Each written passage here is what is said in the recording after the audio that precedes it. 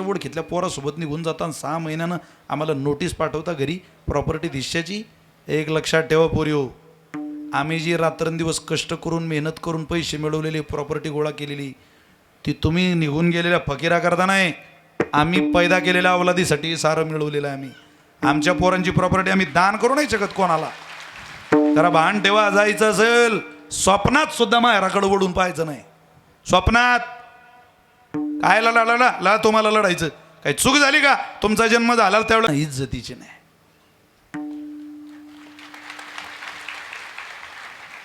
तुम्हाला तुमच्याकडून आम्हाला काय अपेक्षित आहे, मला असं वाटतं एवढ्या वाक्यात तरी तुम्हाला कळलं असावं. तुम्ही चुकीचं पाऊल टाकू नका. त्याचा त्रास तुम्हाला नाही आम्हाला भोगावा लागतो. महिलांना नाही पुरुषांना सामोरं जावं लागतं. 60% पोरी बापाच्या विरोधात लग्न करताय. 2 वर्षाच्या फकीराच्या पोरासोबत तुमची ओळख झाली, या 20 वर्षाच्या बापाला विसरता तुम्ही. लाज वाटत नाही तुम्हाला? 2 वर्षाच्या ओळखीतल्या पोरासोबत निघून जाताना 6 महिन्यानं आम्हाला नोटीस पाठवता घरी प्रॉपर्टी हिश्श्याची. एक लक्षात ठेवा पोरिओ, आम्ही जी रात्रंदिवस कष्ट करून मेहनत करून पैसे मिळवलेली प्रॉपर्टी गोळा केलेली ती तुम्ही निघून गेलेल्या फकीरा करता नाही, आम्ही पैदा केलेल्या अवलादीसाठी सारं मिळवलेलं आहे. आम्ही आमच्या पोरांची प्रॉपर्टी आम्ही दान करू नाही शकत कोणाला. जरा भान ठेवा, जायचं असेल स्वप्नात सुद्धा माहेराकडे वळून पाहायचं नाही. स्वप्नात काय ला तुम्हाला लढायचं, काही चूक झाली का? तुमचा जन्म झाला त्यावेळेला त्या बापानं तुमचं नरड दाबलं नाही, ही इज्जत काढेल, रडवेल आपल्याला भर बाजारात. करू द्या तुमचं लग्न आम्हाला, आम्ही वाईट नाही करणार तुमचं. घालू द्या मांडव दारात, राहू द्या पाठीमागं त्या इज्जतदार मामाला उभं. अरे कोणाच्याही लग्नाला गेला पोरी हो की नवरदेव नवरीचा जोडा मंडपात बसलेला पाहला की त्या नवरीच्या जागेवर स्वतःच्या भाचीची आठवण काढतो आणि म्हणतो, माझी भाची अशी ज्या दिवशी नवरदेवाच्या शेजारी बसेल त्यावेळेला मी तिच्या पाठीमागं अंतरपाठ धरून उभा राहील.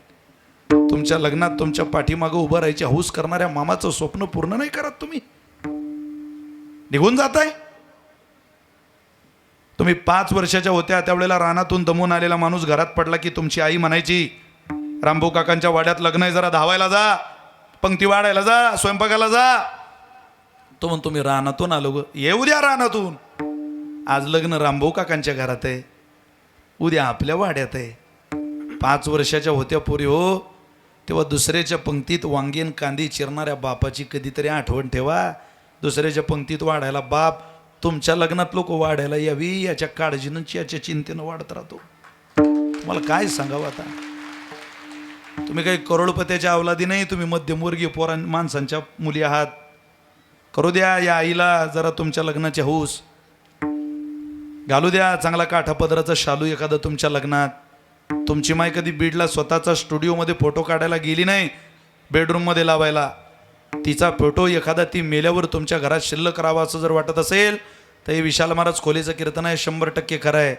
एकदा तुमच्या लग्नात तुळशीला पाणी घालतानाची माय या कॅमेऱ्यात कैद होऊ द्या. अरे तोच फोटो तिचा तो मेल्यावर तुमच्या घरात लावायला उपयोगाला येईल. घालू द्या या कष्टकरी लोकांना, टोपीवाल्या इज्जतदार लोकांना चांगला भारीत भारी एखादा कॉटनचा सदरा, लिलनचा कापड फिरू द्या लग्नात. पोरी हो, रात्री तुमचा भाऊ काय म्हणतो तुमच्या बापाला माहिती आहे का? बाबा माझं लग्न साधंसुधं करा बाबा, पण आपल्या बाईच्या हौसमौस करा. आपल्या बाईनं आपल्याला काय मागितलं नाही. तुमच्या लग्नाकरता स्वतःच्या सुखाची तिलांजली देणाऱ्या शिवछत्रपती मावळा असलेल्या भावाच्या बहिणी आहात तुम्ही. हे रोज आठवण ठेवा. रोज तुम्ही पगार देऊ नका, तुम्ही पहिला नंबर आम्हाला देऊ नका, तुम्ही महाराष्ट्रभर आमचं नाव देऊ नका. फक्त एकच प्रार्थना आहे, तुम्हाला बेकारी होतो आम्ही तुमच्याकरता, पण एवढं पोरी हो तुम्ही आम्हाला द्या. तुम्ही तुमचं लग्न आम्हाला करू द्या. फक्त आमची इज्जत वेशीला टांगू नका, आमच्या तोंडाला काळं फासू नका पोरी हो. एवढं दान या नारळी उत्सवात आम्हाला बाप या नात्यानं भाऊ या नात्यानं तुम्ही द्या. आपला नारळी उत्सव फळाला गेला असं आम्ही समजू. मोठी भयावह परिस्थिती मारा. काय सांगणार कोणाला अशी परिस्थिती. चुकीच्या कामाकरता घाई चाललेली. मैथिली ठाकूर नावाची गायिका आहे, 50 फुटावरून माळ दिसते. 50. पहिली मॅच होती विराट कोहलीची अनुष्का शर्माची. अनुष्का शर्मा अभिनेत्री, कॅमेऱ्यात माळ दिसते, कंठी माळ आहे तिच्या घरात गळ्यात. कंठी किती आचारसंहिता असेल जगण्याची. अरे तुम्ही जिथं राहता इथंच हे संस्कार आहे. शरीराची भूक भागवण्याकरता सख्खा भाऊ सख्या बहिणीजवळ झोपतो तो देश पाकिस्तान आहे. आणि रस्त्यानं जाणाऱ्या परस्त्रीला सुद्धा आई म्हणून आवाज देतो तो देश हिंदुस्थान. हे लक्षात ठेवा. तुम्ही त्या देशाच्या नागरिक आहात. या देशाचं चारित्र्याबाधित ठेवायचं असेल तर काही खांद्यावर तुम्ही घ्या, काही आम्ही घेतो. सगळ्यांना हे शक्य होणार आहे. म्हणून घाई करा. तुकोबरेंचं प्रमाण पण इकडं लावू. मनोनीला हो करा. काय करा? काळ सारा चिंतने चिंतने चिंतने तद्रुपता चिंतने सरेतो धन्य धन्य काळ. मंगल नाम विठोबाचे. जा जा महाराजांचा अभंग आहे. मंगल मंगल नाम विठोबाचे उच्चारिता वाचे कंडे जन्म उच्चारिता वाचे कंडे जन्म. मंगल मंगल नाम विठोबाचे. सारा काळच अभंग झाला. काळ सारावा चिंतने. तसं काळ सारा चिंतने असं वचन या अभंगात. सारा त्याला हाही काळ चिंतने सारा तोही काळ चिंतनानं सारा. संपले माझं कीर्तन. फार वेळ तुमचा घेत नाही. तुम्ही किती डोकं लावा काळ सारायला दुसरं माध्यमच नाही. काळ सारायला एकच माध्यम आहे. नामनोस्मी यावते शक्ती पापरणेर हरणेर तावत करतुम न शक्नोति पातकम पातकी जना. अरे याच्यापेक्षा काय ताकदवान साधन आहे पाप घालवण्याकरता आणि देहाचा विसर पाडण्याकरता. तुम्ही हेच करा. मनोनीला हो करा. काळ सारा चिंतने. काही लोक म्हणतात आमच्याकडे पैसा आहे. काळ सारा पैसा नाही, काळ सारा बुद्धी नाही. लय बुद्धी हे लोकांकडे काही कमी डोकं. पण काळ नाही. एकदा गेवराई तालुक्यात यम आला 4ला सकाळी. दार वाजवलं त्याने. रामभाऊ इथंच राहता का? हो इथंच आहे. कोण आहे रामभाऊ? मीच आहे रामभाऊ. चला कुठं? यम आहे हम. तुमचा काळ आला, चला लवकर. अरे बापरे. तो म्हणे का एवढ्या सकाळी 4ले? आता हे उठले नाही ना घरातले अजून? अरे म्हणे चल त्यांना झोपू दे, ते उठतील तेव्हा उठतील, तू चल. तो म्हणे एवढ्या पहाटे मला नाही जमणार. हो नाही कसं जमणार? काय धरून येऊ का तुला? तो म्हणे थांबा, आमच्या बीड जिल्ह्याचा नियम आहे कोणी आमच्या घरात आल्यावर चहा घेतल्याशिवाय आम्ही जाऊ देत नाही. चहा बनवला त्यातही गुंगीचं औषध घातलं. आता शांत बसेल तो बीड जिल्ह्यातला कसा? तिथं डोकं लावलंच. दिला कब्बर चहा. ये म्हणा तो चहा पिला आणि गुंगी आली त्याला. यानं त्याच्या हातातला कागद घेतला. त्यात 700 नावं होते. 300 तर मुख्यमंत्री लाडक्या बहीण योजनेचे सदस्य होते त्यात. पण याचं नाव पहिलं होतं. बिलो गड्या म्हणे पहिलं नाव. त्याने 10-15 वर्षात वाढूनच घेऊ म्हणे गड्या.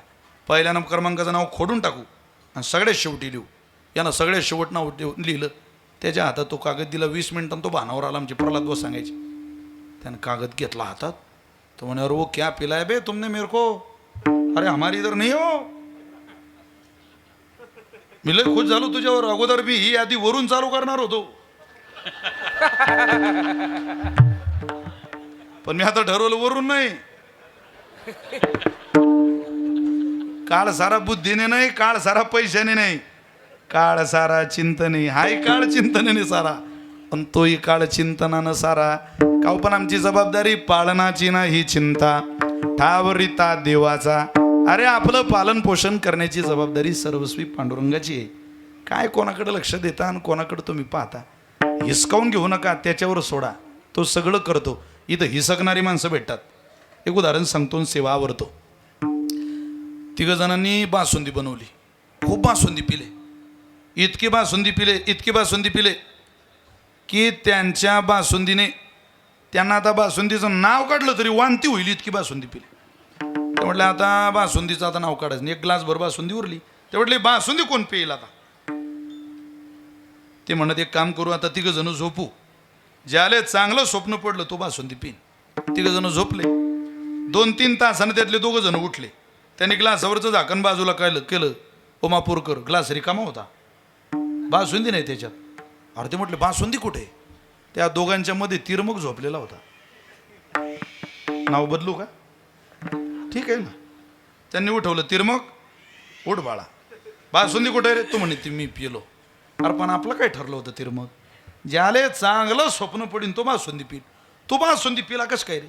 तो म्हणे तुम्हाला दोघांना चांगलं स्वप्न पडलं का? अरे म्हणे लई चांगलं स्वप्न. काय स्वप्न पडलं रे तुला? ते म्हटले भगवान शंकराला ते उमापुरात काल. ते म्हटले उमापुरात काय करता? चला तिकडं कैलासात नेलं. पार्वती मातेने जीव घातलं. कार्तिक स्वामी काय, गणपती बाप्पा काय, खूप फिरलो कैलास. तो सुरेश म्हणे अरे तुझा कैलास ठेव, इंद्र आलता रात्री इथं उमापुरात, स्वर्गाचा राजा हो. तो म्हणे बाबू उमापुरात काय करून राहिला, चल स्वर्गात चार दाखवतो तुला, रंभा काय अप्सरा काय, केळीच्या पानावर तुपाचा शिरा तिकून आली मिरा, तो झुमका गिरा सगळंच आहे तिकडे, तो चाल. खूप फिरलो स्वर्ग. पण तिरमग तो बासुंदी पिला कस काय. तो म्हणे हनुमंतरायाला ती इथं काल हनुमान जयंतीला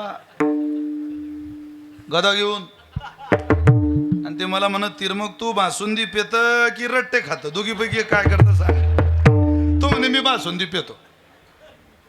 बर बर ना इलाज होता म्हणे बुवा, एवढा मोठा माणूस आल्यावर कोण नाही म्हणे. ते म्हणत असू दे असू दे असू दे, तिरमग जा अवदे कडे, तू पिला काय आम्ही पिलो काय, मित्रच आमचा.